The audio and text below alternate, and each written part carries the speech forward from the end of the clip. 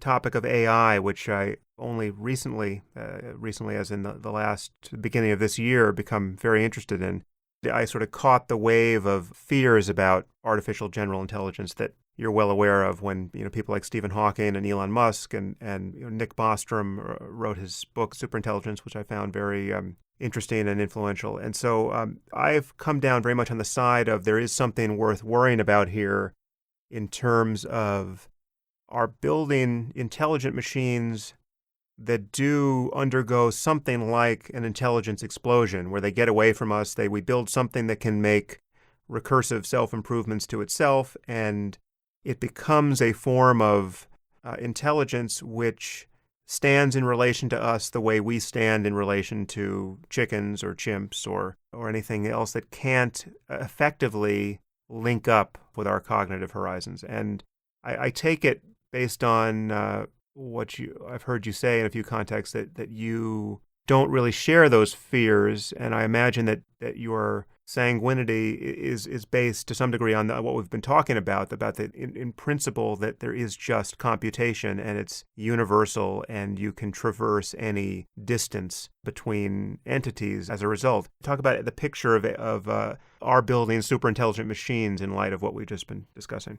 So the picture of superintelligent machines is the same mistake as thinking that IQ is a matter of hardware.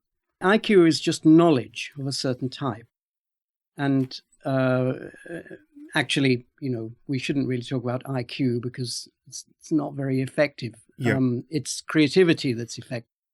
So creativity is also a species of knowledge. And it is true that an entity with knowledge of a certain type can be in a position to create more of that, and we humans are an example of that. When the technology that would create an AI, the picture that people paint of this is that an AI is a kind of machine, and that it will design a better machine, and they will design even better machines, and so on. But that is not what it is. An AI is a kind of program. And programs which have creativity will be able to design better programs. Now, these better programs will not be qualitatively any different from us. They can only differ from us in the quality of their knowledge and in their speed and memory capacity. The speed and memory capacity we can also share in, because the technology that would make better computers will also, in the long run, be able to make better implants for our brains, just as they now make better dumb computers, which we use to multiply our intelligence and creativity already. So the thing that would make better AIs would also make better people.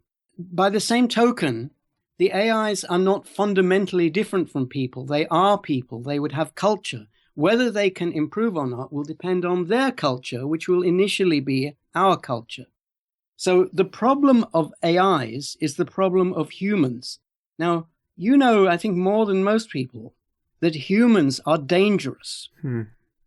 And there is a real problem with how to manage the world in the face of growing knowledge to make sure that knowledge isn't misused.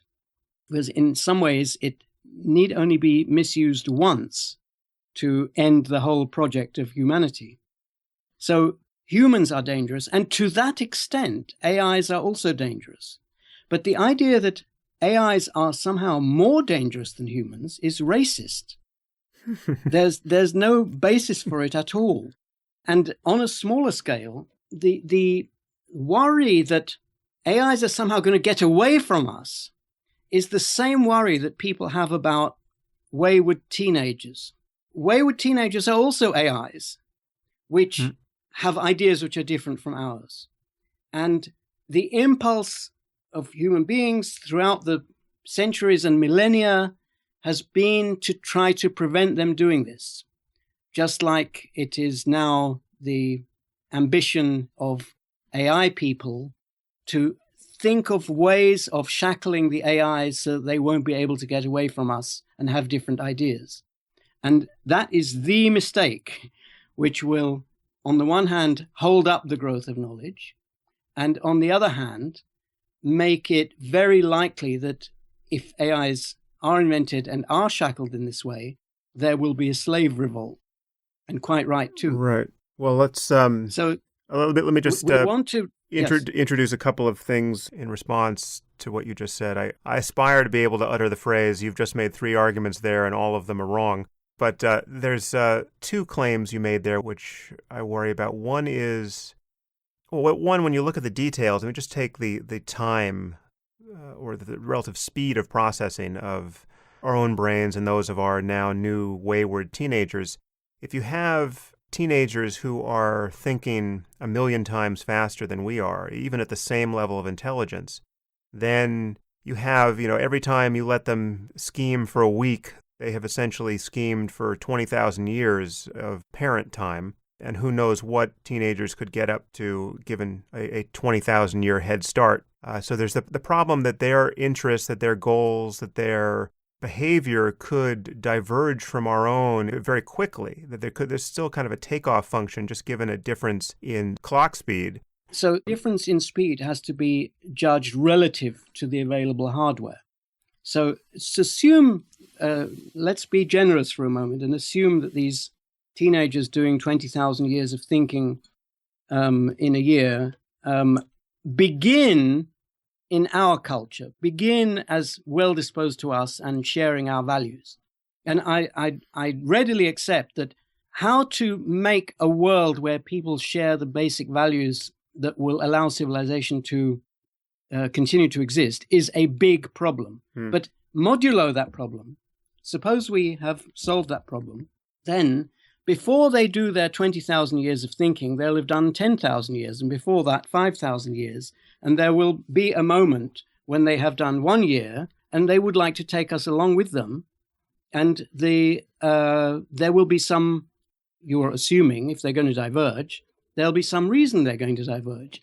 The reason can only be hardware, because ideas, we can, if they're only 5 years away from us, we can assimilate their ideas if they are better than ours and persuade them if they're not better than ours. But we're talking about something that can happen over the course of minutes or hours, not before years. The technology exists to make it happen over the course of minutes, there'll be the technology to make it happen over the course of years. And that technology will simply be brain add-on technology. Okay, well, that comes to the other concern I have with what you just said. Too. What if the problem of building AI just is more tractable than the problem of cracking the neural code and being able to design the implants which would allow us to merge or essentially become the limbic systems of this AI? And therefore, the merging, we would need a super intelligent AI to tell us how to link up with it, but we have just built a super intelligent AI that has goals, however imperceptibly divergent from our own, which we only discover to be divergent once it is essentially an angry little god in a box that we can no longer control. Are you saying that there's something about that scenario that is in principle impossible, or it's just unlikely given certain assumptions, one being which we will figure out how to link up with it before it becomes too powerful? I think it is a bit implausible, sort of, in terms of the parameters that you're assuming about what can happen at what speed relative to what other things can happen. But let's suppose, for the sake of argument, that it could, that the parameters just happen to be by bad luck like that. What you're essentially talking about is the difference between, in moral values, between ourselves and our descendants in 20,000 years' time if we did not have AI. Suppose we didn't invent AI for 20,000 years, and instead we just had the normal evolution of human culture. Presumably the values that people have in 20,000 years' time will be alien to us. We might think that they're horrible, just as people 20,000 years ago might think that, various aspects of our society are horrible. But in fact, they aren't. But I guess what I'm imagining could be a bit worse for two reasons. One is that we would be in the presence of this thing and find our own survival incompatible with its its capacities, say, so that it's turning the world into paper clips, to use Bostrom's analogy. And granted, we would not be so stupid as to build a paperclip maximizer, but it's doing something that it has a use for the atoms in our body that it thinks is better than the use to which it's currently being put, which is to say our lives. And this is something that happens quickly, and so therefore it's happening to us, not in some future that we're not participating in. I think there's no reason, or at least I don't see a reason, to be sure that the AI would be conscious. Now, I think it's totally plausible to expect that consciousness will come along for the ride if we build something as intelligent as a human being, and even more so. But given that we don't understand what consciousness is, it seems to me at least conceivable that we could build an intelligent system, and in fact a super intelligent system, that is, as you say, a breakthrough in software that can even make changes to itself and therefore become increasingly intelligent over a very quick time course. And yet we will have not built a conscious system. The lights will not be on, and yet this will be godlike in its capabilities. And so ethically, that seems to me to be the worst case scenario, because if we built a conscious AI whose well-being, the horizons of its well-being exceeded our own to an unimaginable degree, the question of whether or not we link up to it is perhaps less pressing ethically, because it is, in a basic sense, more important than us. I mean, we've built a person that is the most important person in the universe that we know of. But it seems to me conceivable that we could build an intelligent system which exceeds us in every way, in the way that a chess-playing computer will beat me at chess 1 trillion times in a row, given how good they've gotten. But there will be nothing that it's like to be that system, just as there's presumably nothing that it's like to be the best chess-playing computer on Earth at the moment. I guess I would just have you react to that, but that seems to me to be a truly horrible scenario where there is no silver lining. It's not that we've given birth to a generation of godlike teenagers who, if they view the world differently than us, well, they're in a sense more competent than we ever would have been to make those decisions. We could build something that does everything intelligence does in our own case and more, and yet the lights aren't on. Yes, well, again, you've raised several points there. I first of all, I agree that it's somewhat implausible that creativity can be improved to our level and beyond without also consciousness being there. But suppose it can. Again, I'm supposing rather implausible things to go along with your nightmare scenarios. Mm-hmm. So let's suppose that it can. Then, although consciousness is not there, morality is there. That is, an entity that is creative has to have a morality. So the question is, what is its morality going to be? Might it suddenly turn into the paperclip morality? Well, again, setting aside the fact that it's almost inconceivably implausible that a superintelligence would be limited by resources in the sense of wanting more atoms. There are enough atoms in the universe. But whatever it did, it would have to have a morality in the sense that it would have to be making decisions as to what it wanted, as to what to do. Again, this brings us right back to what you called the bedrock at the beginning, because morality is a form of knowledge. And the assumption here in the paperclip morality assumption and so on is that what morality consists of is a hierarchical set of ideas where something is judged right or wrong according to some higher level or deeper level, depending on what your metaphor is, until you eventually get to the bedrock. And that, unfortunately, will have the property that it cannot be changed because there isn't a deeper level. So nothing in the system can change that bedrock. And the idea is then that humans have some kind of bedrock, which consists of sex and eating and something or other, which we sublimate into other things. Now, this whole picture is wrong. Knowledge can't possibly exist like that. Knowledge consists of problem solving, and morality is a set of ideas which have arisen from previous morality by error correction. So we're born with a certain set of desires and aversions and likes and dislikes and so on, and we immediately begin to change them. We begin to improve them.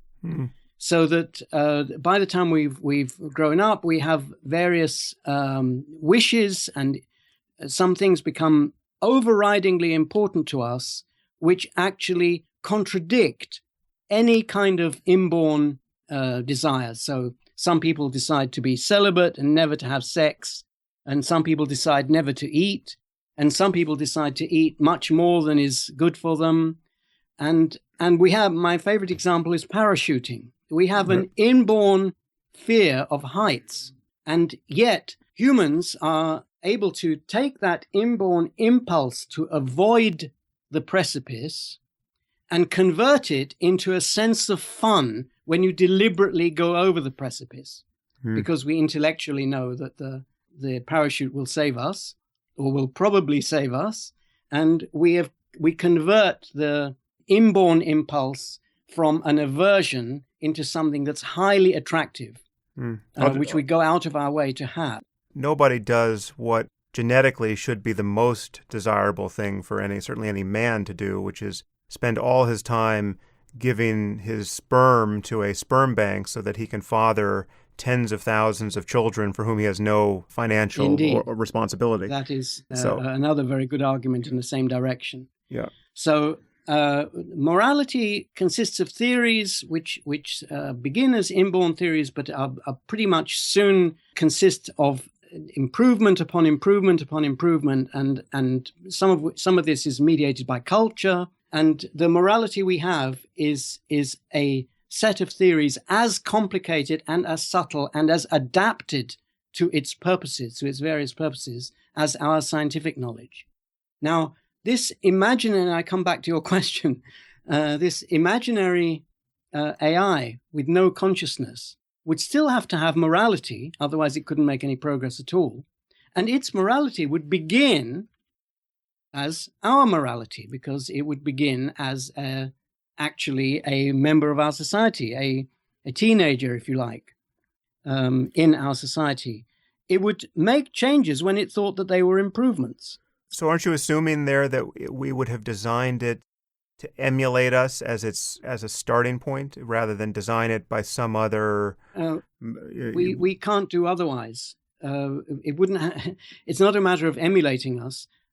We have no culture other than ours. But we could, if we wanted, if we were stupid enough to do it, we could build a paperclip maximizer, right? We could just decide to throw all our resources toward that bizarre project and leave morality totally out of it. And, well, we have error correcting mechanisms in our culture to prevent someone doing that, but they're not perfect, and it could happen. And there's nothing, there's no fundamental reason why that can't happen.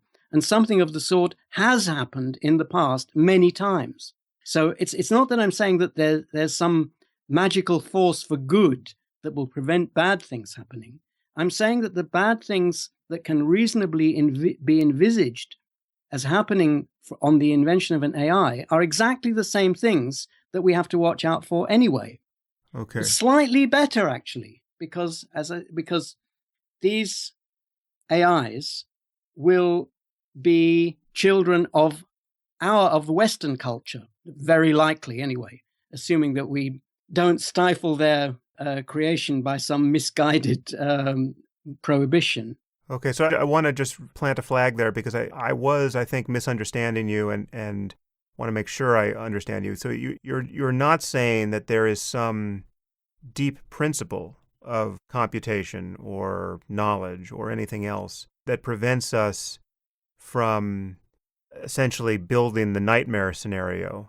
No, as I said, we have done that before. Right. So this is not analogous to the claim that because of the universality of computation, it doesn't make any sense to worry that we can't, in principle, fuse our cognitive horizons with some superintelligence. There is just a continuum of intelligence, a continuum of knowledge that can, in principle, always be traversed through computation of some kind, and we know what that is. And then it's limited only by specific resources. So those are two very different claims. One is a claim, the latter is a claim about what we now think we absolutely know about the nature of computation and the nature of knowledge. And the other is a claim about what seems plausible to you given what smart people will tend to do with their culture while designing these machines, which is a much weaker claim in terms of telling people they can sleep at night in the advent of AI. So one of them is a claim about what must be so, and the other is a claim of what is available to us if we play our cards right. Right. And I'm not so sure. You say it's very plausible to me. Yeah, it's plausible to me that we will. It's plausible to me that we won't. I think it's something we have to work for. Well, it must be plausible to you that we might just fail to build AI for reasons of pure chaos on the ground that prevents us from doing it. What I meant was it's plausible that we will succeed in solving the problem of stabilizing civilization indefinitely. Right. AI or no AI. Right. It's also plausible to me that we won't. And I think it's a fear that it's very rational to have, because otherwise we won't put enough work into preventing it.